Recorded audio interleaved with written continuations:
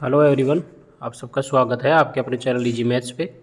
देखिए dear friends, आज के इस वीडियो में हम राजस्थान के प्रीवियस ईयर क्वेश्चन पेपर देखेंगे और जो पटवारी की जो एग्ज़ाम हुई थी अपने 2021 के अंदर, और उसके बाद में भी पटवारी की एग्ज़ाम हुई थी। तो जितने भी पटवारी की एग्ज़ाम्स पहले हुई थी उनके अपन सॉल्व्ड पेपर देखेंगे। इस वीडियो के अंदर मैं आपको उत्कृष्ट के द्वारा जो पेपर की आंसर की बनाई गई थी उसके अकॉर्डिंग हम इसको देखेंगे। देखो, पटवार भर्ती परीक्षा 2021 के अंदर 23 तारीख को जो एग्ज़ाम हुई थी ना प्रथम पारी में, उसका पेपर आज हम देखने वाले हैं इस वीडियो में। ये वीडियो सिर्फ आने वाली पटवारी की एग्ज़ाम के लिए ही महत्वपूर्ण नहीं है, बल्कि ये हर एक एग्ज़ाम के लिए महत्वपूर्ण है, क्योंकि चीज़ें घूम फिर के पूछी जाती हैं। तो आप इसको अच्छे से देखें। तो चलिए स्टार्ट करते हैं। अगर आपको वीडियो अच्छा लगे तो वीडियो को लाइक शेयर करना और चैनल को सब्सक्राइब करना है, ठीक है। तो फर्स्ट क्वेश्चन यहाँ पर आपको बोला गया है फ्रेंड्स कि 24 घंटों के दौरान ऐसा भी एक समय होता है जब पौधे ना तो O2 छोड़ते हैं और ना CO2 छोड़ते हैं। तो ये समय कौन सा होता है? तो संध्या काल में, ठीक है ना। शाम के समय पेड़ पौधे ना तो CO2 छोड़ते हैं और ना ऑक्सीजन छोड़ते हैं, ना कार्बन डाइऑक्साइड छोड़ते हैं। नेक्स्ट क्वेश्चन पूछा गया है कि जब चंद्रमा क्षैतिज के समीप होता है तो के कारण बड़ा प्रतीत होता है। तो किस कारण? तो वायुमंडलीय अपवर्तन के कारण चंद्रमा बड़ा प्रतीत होता है जब ये क्षैतिज के समीप होता है, ठीक है ना। एक स्वस्थ वयस्क पुरुष में हीमोग्लोबिन की सामान्य जो मात्रा होती है फ्रेंड्स, वो कितनी होती है? तो ये 13 से लेके 18 ग्राम प्रति 100 मिलीलीटर रक्त में होनी चाहिए, इतनी होती है। नेक्स्ट यहाँ पर बात करेंगे अपन, निम्नलिखित को मिलाना है आपको यहाँ पर। तो देखो, जो एपीकल्चर विटीकल्चर होता है ना फ्रेंड्स, विटीकल्चर अंगूर की खेती होता है, जबकि एपीकल्चर आपका मधुमक्खी पालन हो जाएगा और सिल्वीकल्चर हो जाएगा आपका वन संवर्धन। तो 2, 3, 1, तो डी, ऑप्शन नंबर डी आपका करेक्ट हो जाएगा। 2, 3, 1। एक मधुमेह रोगी में द्वारा शर्करा की जांच की जा सकती है। तो एक मधुमेह डायबिटीज़ का कोई रोगी है तो मधुमेह की जांच करने का एक टेस्ट आता है, वो उसको कहते हैं अपन बेनेडिक्ट टेस्ट।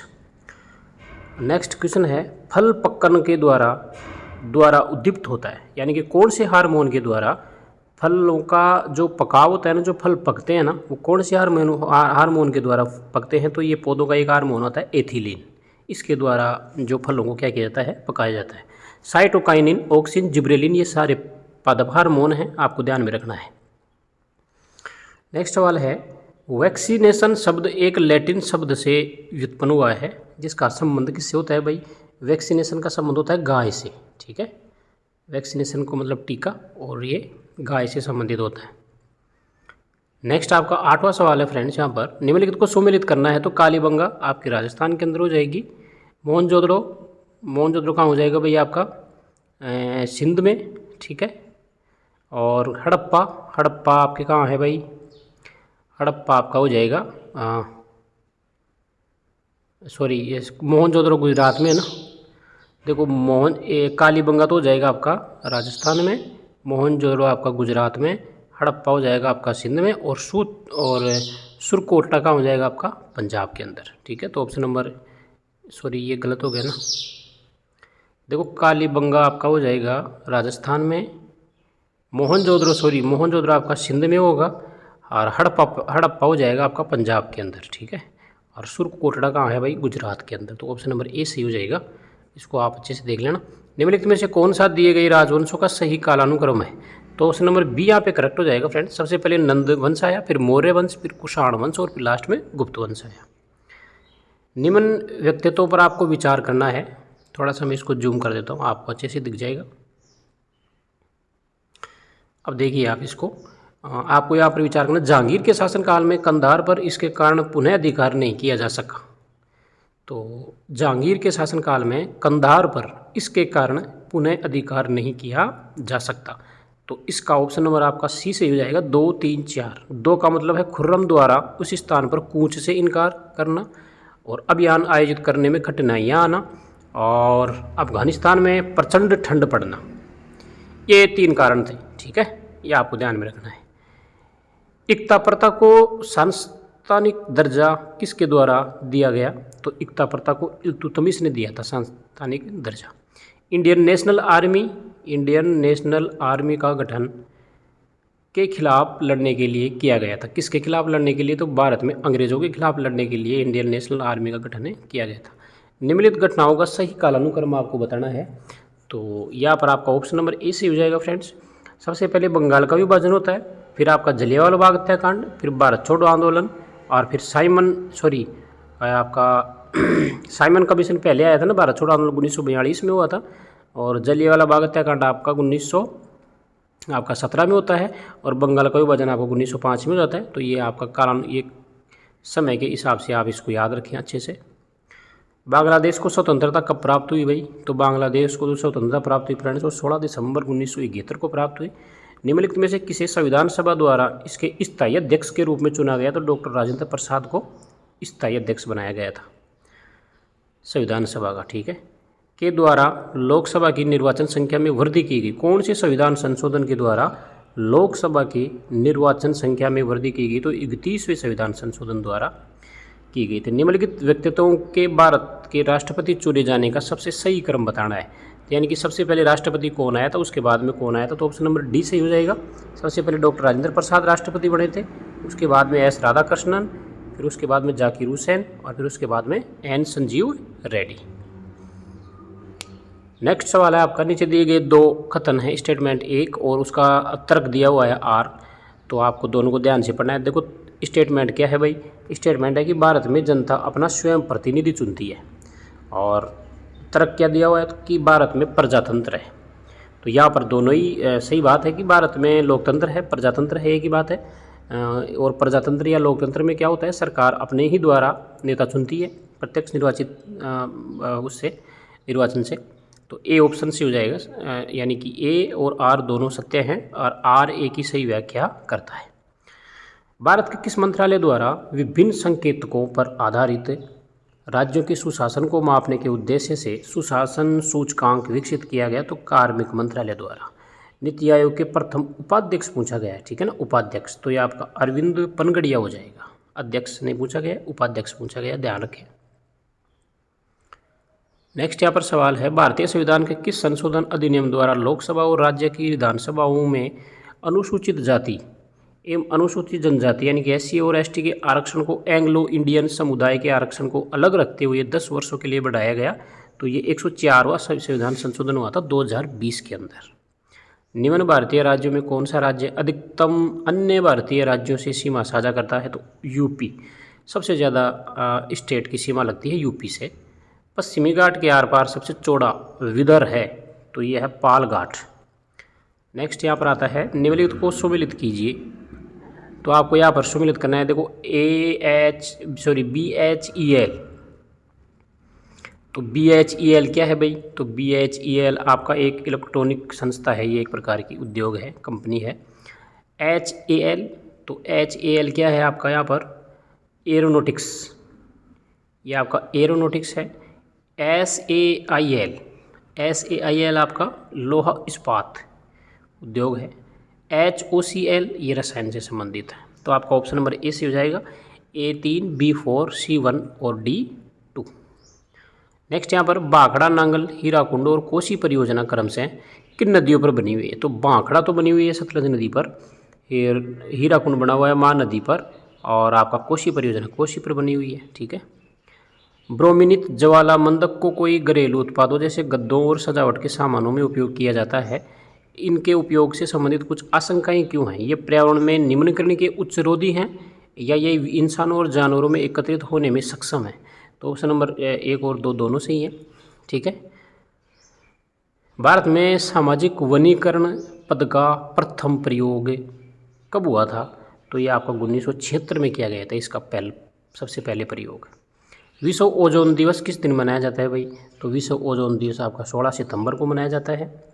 31 अगस्त 2021 को सर्वोच्च न्यायालय के 9 नए जजों ने शपथ ली। अब सर्वोच्च न्यायालय में महिला जजों की संख्या कितनी हो गई है? तो 4। ये क्वेश्चन थोड़ा इसको आप छोड़ देना, चूँकि अब शायद महिला जजों की संख्या ज़्यादा है, 5 है मेरे हिसाब से। एक बार आप और दोबारा देखना, ये 2021 के हिसाब से है। 1 सितंबर 2021 को जम्मू और कश्मीर केंद्र शासित क्षेत्र में पंचायती राज संस्थाओं को सशक्त करने के लिए पसंदीदा पहुंच कार्यक्रम का उद्घाटन किया। तो ये कार्यक्रम का उद्घाटन किया था श्री ओम बिरला ने। नेक्स्ट सवाल है, 29 अगस्त 2021 को अल्जीरिया के समुद्र तट पर भारत एवं अल्जीरिया के नौसेनाओं द्वारा प्रथम नौसैनिक अभ्यास किया गया। किस जहाज ने भारत का प्रतिनिधित्व किया था? तो INS तबार नाम के जहाज ने भारत का प्रतिनिधित्व किया था। 1 सितंबर 2021 को SBI ने पर तैरता हुआ ATM खोला। कहाँ खोला? तो ये डल झील श्रीनगर के अंदर खोला। उज्ज्वल 2.0 यानी कि उज्ज्वला 2.0 प्रधानमंत्री उज्ज्वला योजना को में 10 अगस्त 2021 को प्रारंभ किया गया।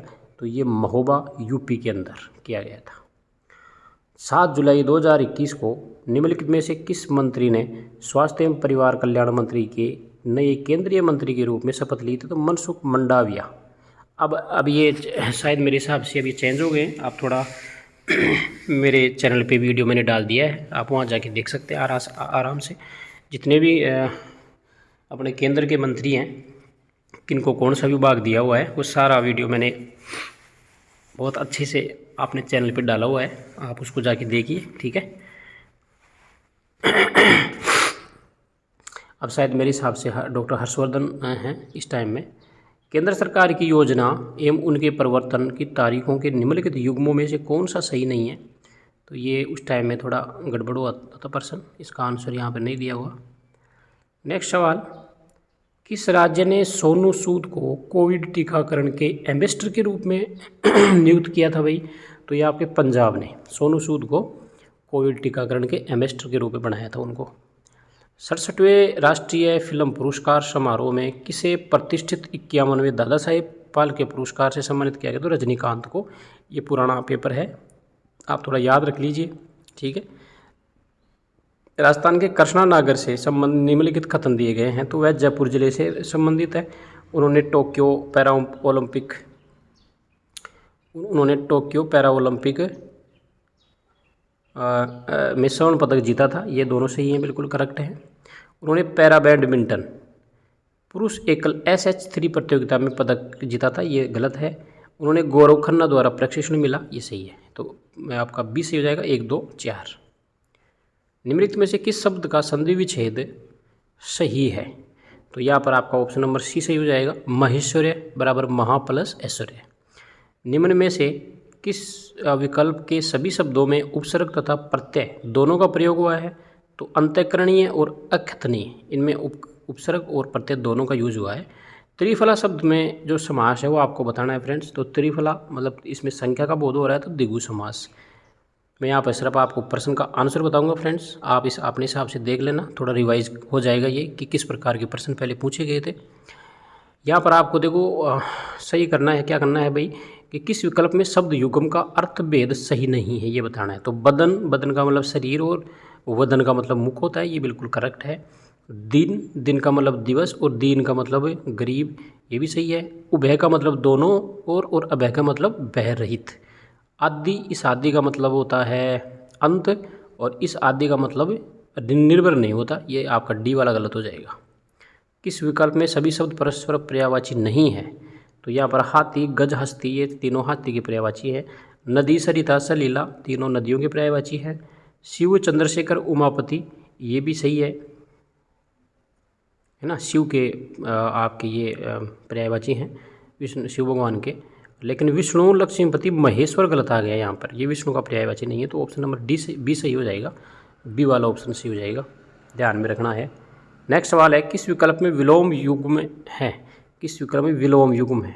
यहाँ पर C ऑप्शन से हो जाएगा सत्कृत निरादृत। यहाँ दोनों इस ऑप्शन में विलोम युग्म सही है। निम्नलिखित शब्दों पर विचार कीजिए। आपको ये बताना है कि किस विकल्प में सभी शब्द शुद्ध हैं। तो यहाँ पर आत्मोन्नति, ये शब्द सही है, और एक ध्यान आकर्षण, ये सही है। ये लखपति भी गलत है। पानी ग्रहण में छोटी मात्रा आएगी, ये भी गलत है। तो ये आपका ऑप्शन नंबर यहाँ पर D सही हो जाएगा, 1 और 4। व्याकरण की दृष्टि से निम्न में से कौन सा शुद्ध वाक्य है? तो ऑप्शन नंबर A सही हो जाएगा, हमारे पूज्य गुरुजी आज आएंगे, ठीक है। किस वाक्यांश के लिए प्रयुक्त शब्द सार्थक नहीं है? तो दोपहर के बाद का समय पूर्वाह्न होता है। दोपहर के बाद का समय पूर्वाह्न नहीं अपराह्न होता है, ठीक है ना, ये गलत है।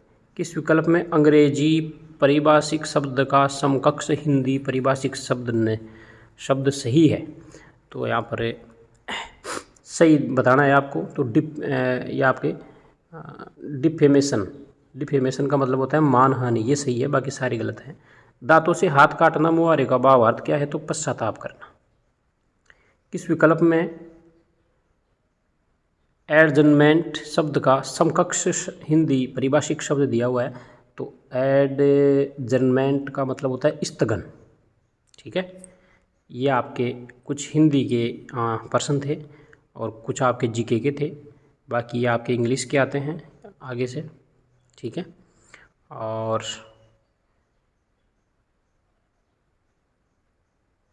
इंग्लिश के आएंगे यहाँ से आपके 51 से, ठीक है ना भाई। तो 51वें प्रश्न से आपके इंग्लिश के हैं। ये आपका एक पैराग्राफ दिया हुआ है, आप इसको अच्छे से पढ़ लें, ठीक है। पैराग्राफ को आप अच्छे से पढ़ना, वीडियो को पॉज करके आप पैराग्राफ को पढ़ सकते हैं। यहाँ पे आपके प्रश्न दिए हुए हैं। The passage is about, passage किसके बारे में? तो ऑप्शन नंबर डी से हो जाएगा। What we can learn from the routines of genius, ठीक है। नेक्स्ट 52वां सवाल है the writers in the past, तो ऑप्शन नंबर ए से हो जाएगा। Followed a perfect daily routine. Next in their daily routines, तो यहाँ पर आपका ऑप्शन नंबर ए से हो जाएगा। They had unique lifestyle, ठीक है। नेक्स्ट 54वां सवाल है some artist resorted to walking as it was, तो यहाँ पर आपका ऑप्शन नंबर 20 हो जाएगा। एक creative inspiration. To Pablo the idea of Sunday was an, तो at home day. Find out which part of the sentence has an error, कौन से पार्ट में एरर है भाई यहाँ पर? तो यहाँ पर पार्ट्स हैं कुछ, ए पार्ट्स, ये दूसरा पार्ट्स, ये तीसरा पार्ट। तो डी वाले पार्ट्स में डी वाला ऑप्शन से हो जाएगा नो एरर, इसमें कोई भी एरर नहीं है। Find out which part of the sentence has a error, कौन से पार्ट में एरर है? तो यहाँ पर वहन वी वाले पार्ट में एरर है, वहन ही सॉरी, यहाँ पर एरर है।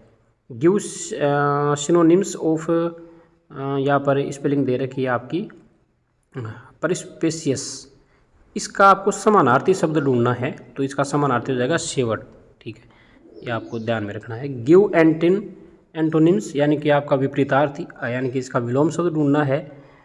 डायलिटेंट, तो इसका विपरीत शब्द हो जाएगा प्रोफेशनल, ठीक है।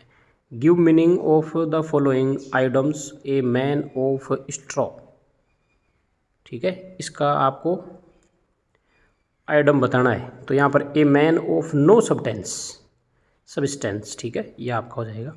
फिर यहाँ पर आपके रीजनिंग के प्रश्न आते हैं, जिसमें इस प्रश्न में थोड़ा गड़बड़ था, तो इसका आंसर नहीं दिया हुआ 61 नंबर का। अपन 62 नंबर देखते हैं। तो 62 नंबर दिए गए शब्दों के युग्मों में से आपको उस युग्म का चयन करना है जो प्रथम युग्म के शब्दों की तरह निकटतम संबंध रखता है। तो देखो, कलम का संबंध जैसे कागज से होता है, उसी प्रकार से चाकू का संबंध मांस से होता है। अक्षरों के उस समूह का चयन करें जो अन्य से भिन्न है, तो यहाँ पर सबसे भिन्न हो जाएगा डी वाला ऑप्शन ACF। अब ये भिन्न क्यों है, ये आप थोड़ा मेहनत करना कॉपी पेन लेके। अंग्रेजी वर्णमाला श्रृंखला में बाएं छोर से 7वें अक्षर के बाईं ओर 15वां अक्षर कौन सा होगा? तो R होगा, ये आपको ध्यान रखना है। आप लिख के देख लेना, बोलो इजी प्रश्न है वैसे ही। अंग्रेजी वर्णमाला श्रृंखला में बाएं छोर से, बाएं छोर का मतलब है आपका यहाँ से ABCD यहाँ तक 7 तक जाएंगे आप, ठीक है। जैसे ABCDEFG, बाएं छोर से 7वां अक्षर क्या है भाई? G है। अक्षर के बाईं ओर का 15वां अक्षर, अब G से आप 15वां अक्षर गिनो, G से 15 बार आगे और चलो, ठीक है ना। तो 15 और आपका 7 कितना हो जाएगा? 22, तो 22वां अक्षर आपका R हो जाएगा। इस प्रकार से आपको करना है। ये एक आपका इस प्रकार से परिच्छेद दे रखा है, इसको आप पढ़िए ध्यान से, ठीक है, वीडियो को पॉज करके। और नेक्स्ट सवाल करते हैं अपन, शुष्क भूमि खेती भारत के लिए महत्वपूर्ण क्यों है? तो निश्चित रूप से सही है ये। भारत खाद्य उत्पादन में आत्मनिर्भर है, निश्चित रूप से सही है, संभवतः सही है। तो ये लगभग मेरे हिसाब से तो निश्चित रूप से सही है। खाद्य रूप से तो अपन आत्मनिर्भर ही है। भारत में जनसंख्या वृद्धि प्रतिवर्ष 15% है, तो ये अपर्याप्त डाटा है, इसके लिए डाटा नहीं दिया हुआ परिच्छेद में। एक आदमी ने कहा, यह लड़की मेरी माँ के पौत्र की पत्नी है, तो आदमी लड़की से कैसे संबंधित है, तो ये उसका ससुर हुआ। ये आप थोड़ा सोल्व करना इसको। यदि QIZ को RVJA कुटित किया जाता, मतलब इसको इस रूप में लिखा जाता है, तो इसको कैसे लिखा जाएगा, तो इसको लिखा जाएगा ऐसे DMBTT। ठीक है। नेक्स्ट सवाल है 70 नंबर का। A उत्तर दिशा में 10 किलोमीटर चलता है। ठीक है, ये 10 हो गया आपका। फिर वह दाईं ओर मुड़ता है, तो दाईं ओर किधर मुड़ेगा भाई, इधर मुड़ेगा, और 10 मीटर चलता है। ठीक है। और बाद में प्रत्येक बार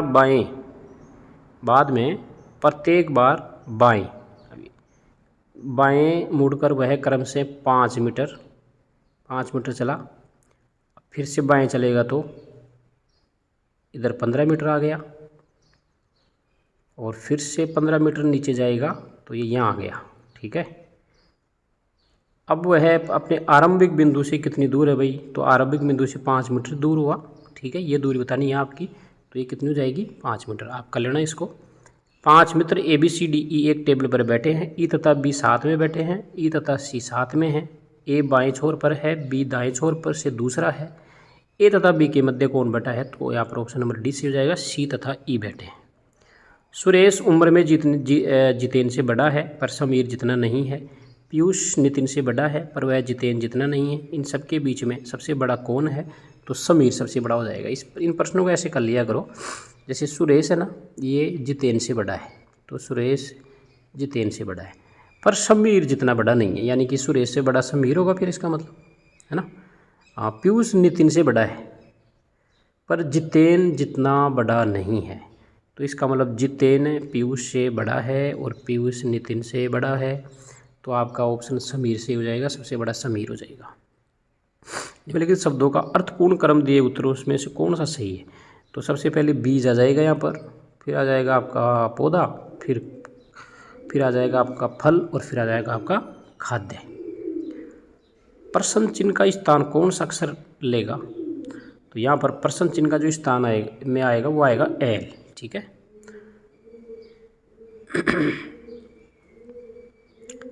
नेक्स्ट यहाँ पर सवाल है, सही अक्षर से प्रश्न चिन्ह स्थापन करें। तो यहाँ पर आपका जो इसके इन पांचों के अंदर आप रिलेशन निकालना, इस पांचों के अंदर रिलेशन निकालना, और उसी प्रकार का रिलेशन इनमें आ जाएगा। ऑप्शन नंबर D आ जाएगा यहाँ पर Q के बाद में। दिए गए शब्दों के युग्म से आपको उस युग्म का चयन करना है जो प्रथम युग्म के शब्दों की तरह ही संबंधित है। तो संगीत गिटार से संबंधित है, तो पानी टंकी से संबंधित हो जाएगा। दिए गए विकल्पों में से विषम को यानी कि अलग कौन सा है, तो 518 वाला अलग हो जाएगा। अंग्रेजी वर्णमाला श्रेणी में बाईं छोर से 5वें अक्षर के दाईं ओर का 10वां अक्षर कौन सा होगा भाई, तो ये आपका O हो जाएगा। D के पिता B का बेटा है, C D का अंकल है, और A B का भाई है, तो A और C का संबंध कैसा होगा, तो A और A C का अंकल हो जाएगा। ठीक है। यदि SOUPS को SPUOS कुटित किया जाता है, तो आप टेंडर को कैसे लिखेंगे भाई, तो टेंडर को हम लिखेंगे REDNET, जैसे इसको लिखा है ना वैसे अपन इसको ऐसे लिख देंगे। अशोक 8 किलोमीटर दक्षिण में की तरफ गया और पश्चिम की तरफ मुड़ गया। 3 किलोमीटर आगे चला, फिर वह उत्तर की तरफ मुड़ा और 5 किलोमीटर चला। उसने पूर्व की तरफ आखिरी मोड़ लिया और 3 किलोमीटर चला। आपने आरंभिक बिंदु से अशोक कौन सी दिशा में है, तो ये आपका दक्षिण दिशा में हो जाएगा। जब आप फिगर बनाएंगे इसका डायरेक्शन से, तो आपको पता चल जाएगा। 6 नाटक PQRSTU को जरूरी नहीं कि इसी क्रम में सोमवार से अंत में शनिवार तक प्रदर्शित करना है। नाटक R मंगलवार को हुआ। नाटक P U तथा Q एक के बाद एक इसी क्रम में प्रदर्शित किए गए। नाटक S सोमवार या फिर बुधवार को प्रदर्शित नहीं किया गया। R के बाद कौन सा नाटक प्रदर्शित हुआ, तो R के बाद P नाटक प्रदर्शित हुआ। ये आपको ध्यान रखना है। यदि सफ़ेद का अर्थ काला, काले का अर्थ लाल, लाल का अर्थ है पीला, पीला का अर्थ है नारंगी, और नारंगी का अर्थ है हरा, हरे का अर्थ है बैंगनी, और बैंगनी का अर्थ क्या है भाई, नीला, तो मानव रक्त का रंग कैसा होगा, तो मानव रक्त का रंग हो जाएगा पीला, क्योंकि लाल का अर्थ क्या है भाई, पीला है इसलिए। निम्नलिखित शब्दों को अर्थपूर्ण क्रम में दिए उत्तरों में से कौन सा एक सही होगा, तो यहाँ पर ऑप्शन नंबर सी सही हो जाएगा। सबसे पहले कमरा, फिर आपका घर, और फिर आपका सड़क, और फिर आपका जिला, और सॉरी आपका खेड़ा, खेड़ा के बाद में आपका जिला। यहाँ पर आपको सूचना दी हुई है भाई, सूचना को आप ढंग से पढ़ें, मैं आपको पर्याप्त टाइम दे रहा हूँ, या आप वीडियो को पॉज करके पढ़ सकते हैं। सूचना को पढ़ने के बाद में 85 से लेकर 87 नंबर तक के क्वेश्चन सूचना से संबंधित हैं। यदि निवेश है ट्रू से वीटो बी एन के माई लाइक, ये कुछ लिखा हुआ है, ठीक है। निम्नलिखित में से कौन सा चरण चौथा होगा, तो लाइक, यहाँ से लाइक नुक ट्रू वीटो बी सी माई, ठीक है ना, चौथा चरण ये हो जाएगा। चौथा चरण आपको 3 चरण तो दिए हुए हैं, चौथा चरण आपको देखो 3 चरण किस प्रकार से दिए हुए हैं ये आपको देखना है, पहले इनको ढंग से पढ़ना है, इसी प्रकार से फिर आपको चौथा चरण निकालना पड़ेगा इसमें, ठीक है। निवेश मोर फाइट कैट्स कॉफ सो एक्ट आइडिया, निम्नलिखित चरण में से कौन सा इस निवेश के लिए अंतिम चरण होगा, तो आपका 5वां अंतिम चरण होगा। यदि किसी निवेश का दूसरा चरण ये है, क्लेवर रिमाइंड, ये windows sell batch tiger never, इस प्रकार, तो छठा चरण कौन सा होगा, तो it can not have 6th step, इसका छठा चरण नहीं हो सकता, यह आपका आंसर हो जाएगा। नेक्स्ट सवाल है, निम्नलिखित प्रश्न में लुप्त संख्या आपको बतानी है। तो देखो 54 और 30 में रिलेशन 24 से हुआ, इसका इस 70 से हुआ, तो इसका आपका हो जाएगा 66 से। आप ध्यान से सोल्व करेंगे तो आपका आंसर आ जाएगा। नेक्स्ट यहाँ पर सवाल है फ्रेंड्स, कुछ इस प्रकार का सवाल है, ये मैथमेटिक्स का है वैसे, तो इसका आंसर आ जाएगा 300। आराम से हो जाएगा, कोई प्रॉब्लम नहीं है। पहले ब्रैकेट को हल कर लेना, इसको हल कर लेना, फिर ऊपर वाले को दोनों को मल्टीप्लाई कर देना, पहले इन दोनों को मल्टीप्लाई करना, फिर 15 माइनस करना और भाग दे देना, लास्ट में आपका आंसर 300 आ जाएगा। पहली 6 प्राकृतिक संख्याओं के वर्ग का औसत ज्ञात करें। तो पहली 6 प्राकृतिक संख्याएं, तो प्राकृतिक संख्याएं स्टार्ट होती है 1 2 3 4 5 6, 6 संख्याओं के वर्ग का औसत, तो वर्ग का मतलब ये, ठीक है। इन सब का वर्ग करेंगे, जोड़ेंगे और 6 का भाग दे देंगे, तो आपको ऑप्शन नंबर बी सही हो जाएगा, 15.16। एक बैग में 1 रुपया 50 पैसे 25 पैसे के सिक्के हैं, सिक्कों की संख्या दे रखी है यहाँ पर। सिक्कों की संख्या ये थोड़ा सा गड़बड़ है ना, सिक्कों की संख्या पॉइंटों में नहीं आ सकती ना, 2.5 नहीं आ सकती, लेकिन इस प्रकार का ये प्रश्न देख लेना आप, यहाँ पर कुछ भी मान सकते हैं आप, 2 मान लीजिए, 5 मान लीजिए। यदि कुल राशि 420 है तो 50 पैसे की सिक्के, इस प्रकार के प्रश्न बहुत ज़्यादा आते हैं। जब अपन मैथमेटिक्स स्टार्ट करेंगे ना चैनल पे, तब आपको मैं ये सारे टॉपिक क्लियर करवाऊंगा। अगर मैथ के तो चिंता ना करें आप। एक बेलनाकार पात्र जिसकी त्रिज्या 4 सेमी है, पानी से भरा हुआ है। एक ठोस गोलाई जिसकी त्रिज्या 3 सेमी है को पानी में तब तक डाला गया जब तक कि वह पूरा डूब नहीं गया। पात्र में पानी का स्तर कितना बढ़ेगा, तो यह आपको बताना है। तो सबसे पहले आप गोला जो डाल रहे हो ना, उसका आयतन निकाल लेना, 4/3 पाई आर क्यूब सूत्र से, ठीक है। और फिर आप बेलन का आयतन निकाल लेना, बेलन का आयतन का सूत्र लगा देना, पाई आर स्क्वायर एच, और यहाँ पर 4 रख देना आर की जगह, और इस सूत्र में आर की जगह रख देना 3। अब ये जो आयतन आता है ना बेलन का, उसमें से गोले का आयतन माइनस कर देना आप, ठीक है। तो वो आयतन आ जाएगा आपका। यदि एक आदमी प्रति माह इतने रुपए कमाता है और अपनी आय का 12.5% बचत भी करता है, तो उसकी मासिक आय क्या है, यानी कि प्रति माह 1875 रुपया कमा रहा है, कितना बचत करता है, तो 12 दूनी 24 और 1 25/2।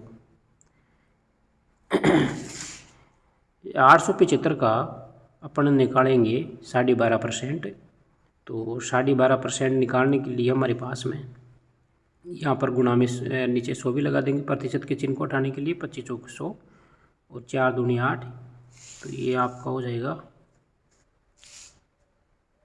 सॉरी ये गलत है ना, ये तो 875 रुपये तो खर्च करता है वो, ठीक है ना। 800 रुपये वो क्या करता है भाई, खर्च करता है। तो जैसे मान लो 100% उसकी आय है, उसमें से 12.5% की बचत करता है, तो 100 में से 12.5 निकाल दो आप माइनस, तो यहाँ पर हो जाएगा आपका 5, यहाँ पर हो जाएगा आपका 7, और ये आपका हो जाएगा 9 में से गया तो ऐसा 87.5%। 87.5% का मान कितना है भाई? 875, तो एक का मान कितना हो जाएगा? 87.5, यानी कि 0 लगा ले ऊपर 10, तो ये 1000 रुपये आपका आंसर आ जाएगा इसका, है ना, 1000 रुपये। साधारण ब्याज पर एक निश्चित धनराशि 20 वर्ष के लिए दी गई और तिगुना हो जाती है। वो 20 वर्षों में कितनी हो जाती है भाई? 3 गुने। इसी साधारण ब्याज पर यह है कितने वर्षों में दुगुनी हो जाएगी? 20 वर्षों में तिगुनी हो रही है ना, तो दुगुनी कितने वर्षों में हो जाएगी? तो ये हो जाएगी आपकी 10 वर्षों में दुगुनी हो जाएगी, क्योंकि ये 20 साल में जैसे तिगुनी हो रही है ना, तो 10 साल में दुगुनी हो जाएगी, 20 साल में तिगुनी, 30 साल में 4 गुनी, इस प्रकार से बढ़ती है साधारण ब्याज से। चक्रवृद्धि ब्याज पर यदि कोई निश्चित धनराशि n वर्षों में दुगुनी हो जाती है, तो राशि 4 गुना कब होगी? तो n वर्ष में 4 गुना हो जाएगी। ठीक है, ये सूत्र है एक प्रकार का, याद रखें आप इसको। यदि 45 मीटर की एक समान छड़ का वजन 171 किलोग्राम है, तो उसी तरह की 12 मीटर छड़ का वजन कितना होगा? तो 45 मीटर, देखो 45 मीटर की छड़ का वजन है 171, 1 मीटर की छड़ का हो जाएगा 171/45, एक नियम लगा देना, और 12 मीटर का तो 12 से गुणा कर देना, जो भी आपका आंसर आ जाएगा वो आ जाएगा ऑप्शन नंबर ए, 45.6 किलोग्राम। एक व्यापारी 12% छूट के साथ 3,560 रुपये में मोबाइल फ़ोन सेट बेचा, 21.8% का लाभ होता है उसे। यदि कोई छूट नहीं देता तो उसका लाभ कितना होता भाई? तो लाभ ज़्यादा होता, 38.4%। यदि 10 वस्तुओं की लागत की कीमत, यदि 10 वस्तुओं की जो लागत की कीमत है वो 7 वस्तुओं की विक्रय कीमत के बराबर है, तो आपको लाभ बताना है, तो 42.6/7% का यहाँ पर लाभ हो जाएगा। ठीक है, ऐसे इसको कर सकते हैं अपन। 10 वस्तुओं की लागत कीमत यानी कि कॉस्ट प्राइस, यानी कि 10 का CP बराबर 7 SP, तो यहाँ से मैं क्या करूँगा? CP ऐसे कैसे रख लेता हूँ, और इधर मैं SP बट्टा, सॉरी एक मिनट, यहाँ पे 10 वस्तुओं का कॉस्ट प्राइस है 7 वस्तुओं के सेलिंग प्राइस के बराबर है, तो मैं इस 10 को उधर भेज देता हूँ और SP को इधर ले आता हूँ, तो मेरा ये हो जाएगा CP बट्टा SP बराबर 7/10, और 7/10 का मतलब ये हो जाएगा आपका, तो ये अनुपात हो गया है ना। तो आपको यहाँ पर लाभ परसेंट बताना है, लाभ परसेंट, तो लाभ प्रतिशत निकालना है ना आपको यहाँ पर। तो देखो कॉस्ट प्राइस कितनी है भाई? 7, और सेलिंग प्राइस कितनी है? 10, यानी कि अगर आप 7 में खरीदते हो और 10 में बेचते हो तो कितने का लाभ हुआ भाई? 3 का लाभ हुआ। और कितने पे हुआ? क्रय मूल्य पे होता है लाभ, तो 7 पे, और गुणा में लगा देंगे 100, और इस प्रकार से आपका ऑप्शन नंबर डी सही हो जाएगा।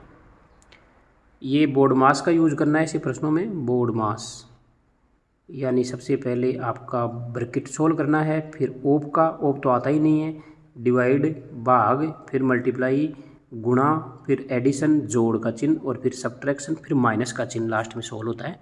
सबसे पहले आप इस ब्रैकेट को सोल्व करना, फिर इस भाग को सोल्व करेंगे, है ना, फिर गुणा को सोल्व करेंगे, फिर प्लस को, और फिर लास्ट में इसको, या ऑप्शन नंबर ए से हो जाएगा 4। बिल्कुल सरल प्रश्न है।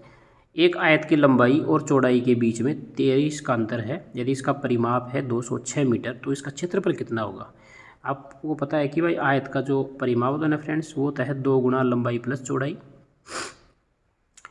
2 गुना लंबाई प्लस चौड़ाई।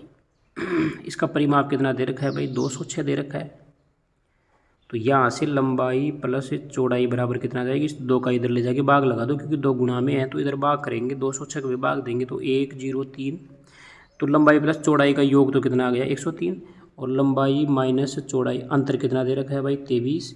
तो यहाँ पर आप 10वीं में पढ़े थे विलोपन विधि बीजगणित में, उस विलोपन विधि का यूज करके आप यहाँ से आराम से कर सकते हैं। दोनों समीकरणों को घटा दो, L से L कट जाएगा, और ये माइनस का आ जाएगा 2B बराबर में ये भी माइनस का हो जाएगा, चिन्ह चेंज करेंगे तो 23 में से ये गया तो 23 में से ये घटा दो तो 0, और यहाँ पर 10 में से ये गया तो 8, माइनस का 80, तो माइनस से माइनस कैंसिल हो गया और b बराबर आ जाएगा 40। ठीक है, b बराबर कितना आ जाएगा भाई 40। अब b का मान आप कोई सी समीकरण में रख दो, चाहे तो इसमें रख दो चाहे इसमें रख दो, l का मान आ जाएगा। और जब लंबाई और चौड़ाई दोनों आ जाएँ तो उनको दोनों को गुणा कर देना, क्षेत्रफल आ जाएगा आपका 2520 वर्ग मीटर। एक आयत की लंबाई को 10% बढ़ाया गया तथा उसकी चौड़ाई को 10% घटाया गया, नए आयत का क्षेत्रफल बताइए, तो 1% घट जाएगा नया आयतन। ठीक है, नया क्षेत्रफल। यदि केले की कीमत को 20% घटाया जाता है, उसी राशि ₹10 में 5 केले अधिक खरीदे जा सकते हैं, तो एक केले का प्रारंभिक मूल्य क्या होगा, तो 50 पैसे एक केले का मूल्य हो जाएगा। 10 पुरुष एक कार्य के हिस्से को 10 दिन में पूर्ण कर सकते हैं, जबकि इसे 10 दिन में पूर्ण करने के लिए 12 महिलाओं की आवश्यकता होती है। यदि कार्य पूर्ण करने पर बीड़ा 15 पुरुष तथा 6 महिलाएं उठाती हैं, तो कार्य पूर्ण करने में उन्हें कितने दिन लगेंगे, तो 5 दिन का समय लगेगा। जब अपन पढ़ेंगे अपने चैनल पे ये मैथमेटिक्स स्टार्ट करेंगे फ्रेंड्स। अभी मेरे पास संसाधन नहीं है, थोड़ा टैबलेट वगैरह नहीं है मेरे पास, अभी मैं मंगा रहा हूँ, बहुत जल्दी आने वाला है, तब अपन स्टार्ट करेंगे, बहुत अच्छे से टॉपिक वाइज मैथमेटिक्स को क्लियर करेंगे। आप चैनल से जुड़े रहें, आपसे ये रिक्वेस्ट है, चैनल को सब्सक्राइब जरूर करें। 5 क्रमागत सम संख्याएँ, जैसे कि 5 क्रमागत सम संख्याएँ ABCDE का औसत है 52। ठीक है, B तथा E का गुणनफल कितना होगा, तो ये 2800 हो जाएगा। ठीक है, 5 क्रमागत कोई सम संख्याएँ हैं ABCDE, उनका औसत कितना है भाई 52 है, तो आप 52 को गुणा करेंगे 5 से, तो 5 दूनी 10 की 0 हासिल की 1, 5 5 25, 260, यानी कि उन संख्याओं का जो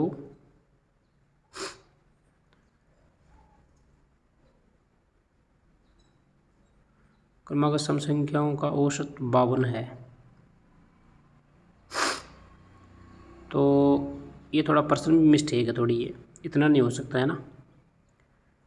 यदि ABC आयाम के घनाभ का घनत्व V और पृष्ठ क्षेत्रफल S है, तब 1/V किसके बराबर होगा, तो 1/V 2/S × 1/A + 1/B + 1/C के बराबर हो जाएगा।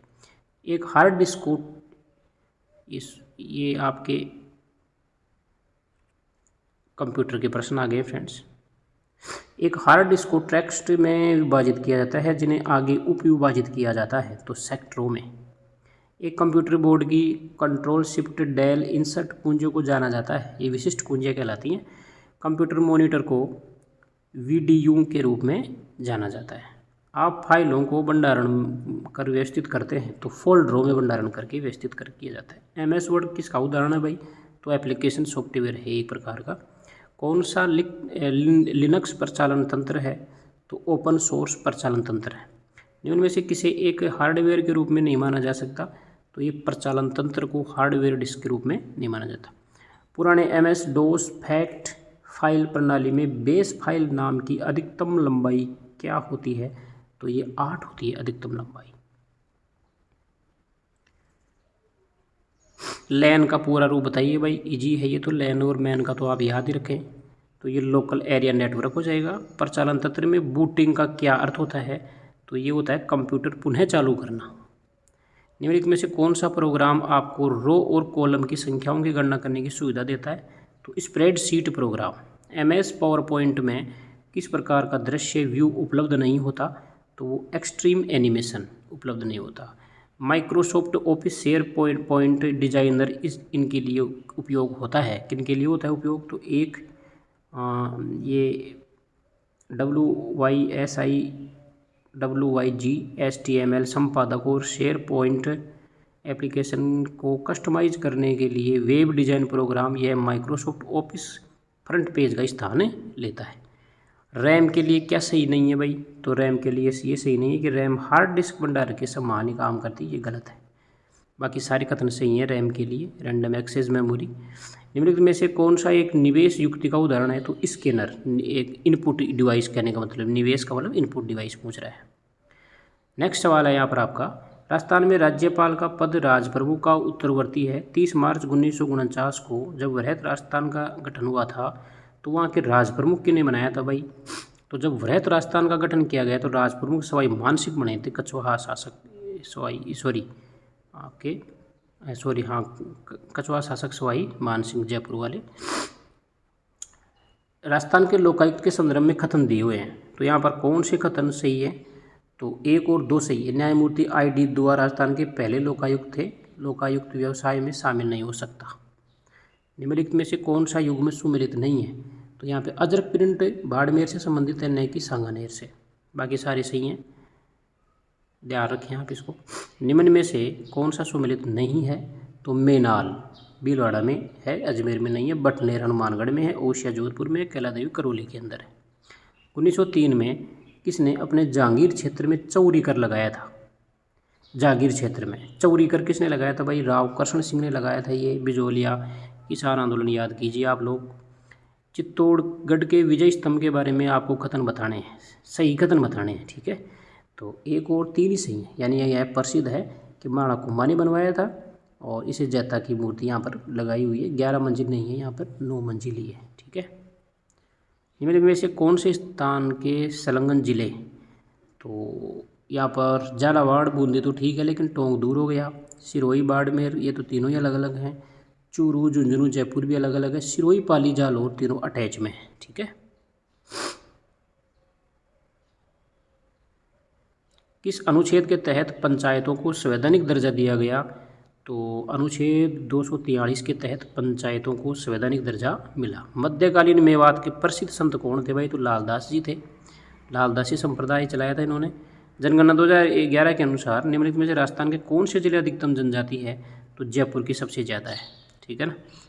महात्मा गांधी राष्ट्रीय ग्रामीण रोजगार गारंटी योजना आयोजन के और क्रियान्वयन के लिए कौन जवाबदार है? तो ग्राम पंचायत। निम्नलिखित में से एक युद्ध नीचे दिया हुआ है, युद्धों के नाम दिए हुए हैं, तो यहाँ पर आपको बताना है सबसे पहले कौन सा हुआ, इस प्रकार से क्रम से बताना है, ठीक है। तो सबसे पहले हुआ था बटनेर का युद्ध, फिर खानवा का युद्ध 1527 में हुआ था, फिर गिरिसुमेल 1544 और हल्दीघाटी 1576, आपको ध्यान में रखना है। निम्न में से कौन से राजपूत सरदार हल्दीघाटी के युद्ध में राणा प्रताप के पक्ष में लड़े थे भाई? तो यहाँ पर राम सिंह तंवर भी रामसा ये भी आए थे। इसके बाद में बीदा जाला भी आए थे और राव और कृष्णदास चूडावत भी आए थे। माधो सिंह कछवा नहीं आए थे, ठीक है। तो ऑप्शन नंबर सी सही हो जाएगा, 1, 2, 3। तेयाजी के जन्म स्थान का नाम आपको बताएं तो खड़नाल नागौर के अंदर हो जाएगा। फूलडोल उत्सव कहाँ मनाया जाता है? फूलडोल उत्सव कहाँ मनाया जाता है? तो रामस्नेही पंथ द्वारा ये मनाया जाता है, ठीक है।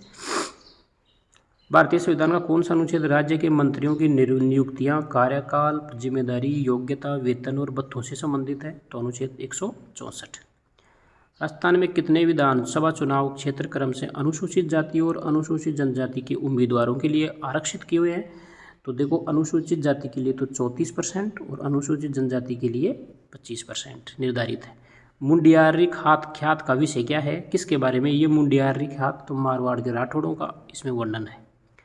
राजस्थान सूचना आयोग की स्थापना कब हुई? तो अप्रैल 2006 में। राजस्थान एकीकरण के विभिन्न चरणों से तत्संबंधित तिथियों का आपको यहाँ पर बताना है।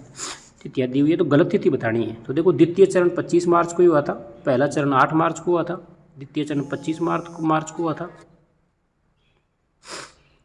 और फिर 18 अप्रैल आता है। तो यहाँ पर ऑप्शन नंबर तीसरा 18 अप्रैल को आता, ये गलत है ना। ये 25 मार्च को नहीं हुआ था, तो तीसरा गलत हो जाएगा इसमें, सॉरी दूसरा, मतलब ऐसे चरण तीसरा ऑप्शन दूसरा। वर्ष 2021 में घोषित पद्मश्री सम्मान से राजस्थान से किसे सम्मानित किया गया? तो उपयुक्त सभी को दिया गया था 2021 में। आप इन तीनों के नाम याद रखना।